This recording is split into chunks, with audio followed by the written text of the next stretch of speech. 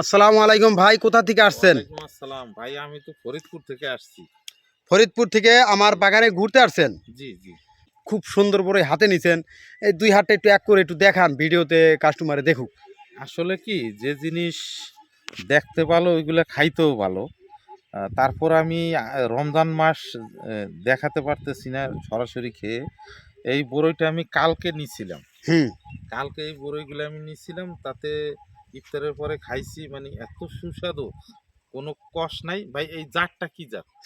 এটা হচ্ছে বাহিরিয়ান, এটা অস্ট্রেলিয়ান আপেল কুল বল সুন্দরী বড়ি। এটা এটা বাহিরের জাত ভাই। তাই জি না, ভাই। আপনারা এইখান থেকে নিলে নিতে পারেন। এই দেখেন কিভাবে হ্যাঁ, এই কত আমার ধরে কাছ আছে। থেকে আমার কাছ থেকে শুধু এই জাত না ভাই, বিভিন্ন জাতের বড়ই গাছ হইতেই, বিভিন্ন ফল গাছের চারা হইতেই বা বিভিন্ন জাতের কলা গাছের চারাও কিন্তু ভাই আমাদের কাছ থেকে নিতে পারবেন।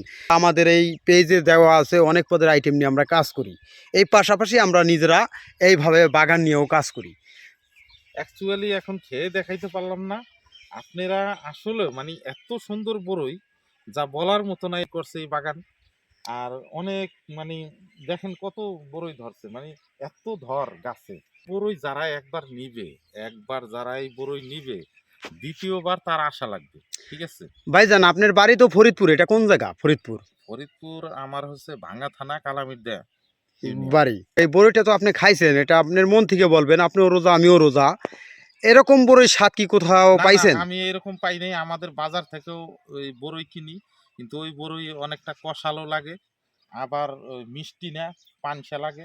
কিন্তু এই বড়ইটা এত মিষ্টি আর যেমন সুস্বাদু, আর অত নরমও না, হালকা শক্ত আছে। দেশাল বড়ির একটা মানে ফ্লেভার পাবেন আপনি এটার ভিতরে। এটার ভিতরে। জি। আর এটা কি কোনো গলা আটকায় বা না না কসকস না না লাগে? না না না, ওইরকম না, ওইরকম না। আর আসলে গোছের তুলনা কিরকম আছে বড়ইতে? অনেক আঠি, তো ভিতরের বিচিটা একদম ছোট। একবারে ঠিক ছোট। আছে।